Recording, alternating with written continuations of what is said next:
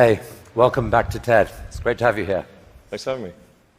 So, in the next half hour or so, we're going to spend some time exploring your vision for what an exciting future might look like, which I guess makes the first question a little ironic. Why are you boring? Yeah, I ask myself that frequently. We're trying to dig a hole under LA, and this is to create the beginning of what will hopefully be a 3D network of tunnels to alleviate congestion. So, I mean, right now, I think one of the most soul-destroying things is traffic. It affects people in every part of the world. It takes away so much of your life, and it's horrible. It's particularly horrible in LA. I think you've brought with you the first visualization that's been shown of this. Can I show this? Yeah, absolutely. So this is the first time, just to sort of show what we're talking about. So there are a couple of key things that are important in having a 3D tunnel network. First of all, you have to be able to integrate the entrance and exit of the tunnel seamlessly into the fabric of a city. So by having an elevator, sort of a car skate that's on an elevator, you can integrate the entrance and exits to the tunnel network just by using 2 parking spaces. And then the car gets on a skate. There's no speed limit here, so we're designing this to be able to operate at 200 kilometers an hour, about 200 kilometers an hour, or about 130 miles per hour. So you should be able to get from, say, Westwood to alleviates in 5-6 minutes. So possibly initially done as like on a sort of toll road type basis. Yeah. Which I guess alleviates some traffic from the surface streets as well. So I don't know if people noticed it in the video, but there's no real limit to how many levels of tunnel you can have. So you can go much further deep than you can go up. The deepest mines are much deeper than the tallest buildings are tall. So you can alleviate any arbitrary level of urban congestion with the 3D tunnel network. This is a very important point. So a key rebuttal to the tunnels is that if you add one layer of tunnels, then that will simply alleviate congestion. Will get used up, and then you'll be back where you started, back with congestion. But you can go to any arbitrary number of tunnels, any number of levels. But people assume traditionally it's incredibly expensive to dig, and that would block this idea. Yeah. Well, they're right. To give you an example, the LA subway extension, which is, I think it's a 2.5-mile extension, that was just completed for $2 billion. So it's roughly $1 billion a mile to do the subway extension in LA. And this is not the highest utility subway in the world. It's quite difficult to dig tunnels normally. I think we need to have at least a tenfold improvement in the cost per mile of tunneling. And how could you achieve that? I guess, actually, if you just do 2 things, you can get to approximately an order of magnitude improvement, and I think you can go beyond that. So the first thing to do is to cut the tunnel diameter by a factor of 2 or more. So a single road lane tunnel would, according to regulations, has to be 26 feet, maybe 28 feet in diameter to allow for crashes and emergency vehicles and sufficient ventilation for combustion engine cars. But if you shrink that diameter to what we're attempting, which is 12 feet, which is plenty to get an electric skate through, you drop the diameter by a factor of 2 and the cross-sectional area by a factor of 4. So, and the tunneling cost scales with the cross-sectional area. So that's roughly a half order of magnitude improvement right there.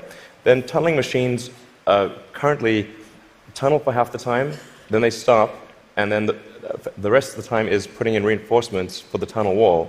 So if you design the machine instead to do continuous tunneling and reinforcing, that'll give you a factor of 2 improvement. Combine that and it's a factor of 8. Also, these machines are far from being at their power or thermal limit. So you can jack up the power to the machine substantially.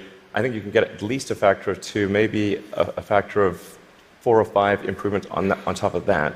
So I think there's a fairly straightforward series of steps to get somewhere in excess of an order of magnitude improvement in the cost per mile.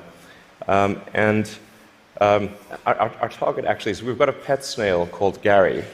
This is from Gary the snail from South Park. I mean, sorry, SpongeBob SquarePants. So Gary is capable currently he's capable of going 14 times faster than a tunnel boring machine. Okay. You want to beat Gary? We want to beat Gary. Yeah. He's not a patient little fellow, and we want that will be victory. Victory is beating the snail.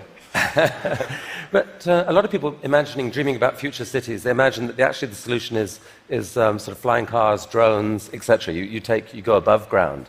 Why isn't that a better solution? You save all that tunneling cost. Right. I'm in favor of flying things. Obviously, I do rockets, so I like things that fly.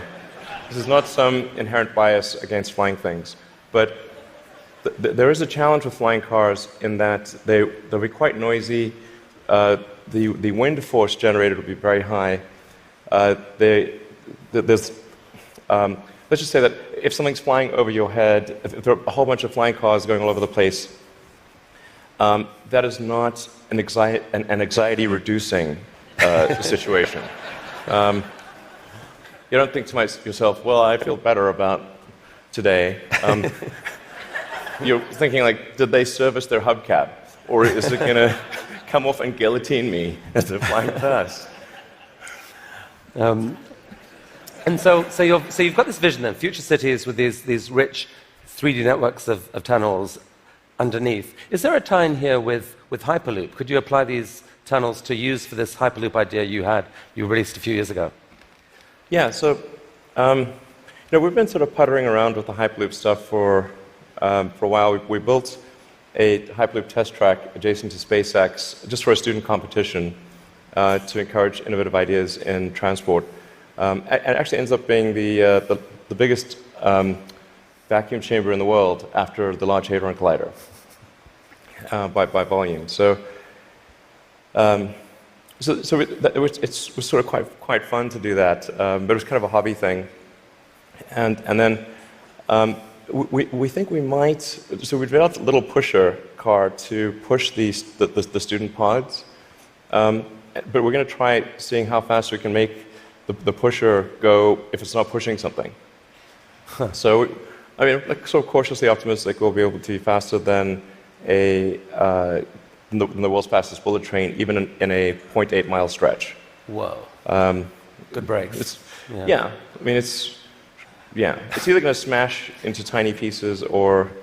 But you can picture then a Hyperloop in a tunnel, yes, running quite long distances. Exactly. So in looking at tunneling technology, it turns out that in order to make a tunnel, you have to, in order to seal against the water table, you've got to typically design a tunnel wall to be a good to about 5 or 6 atmospheres.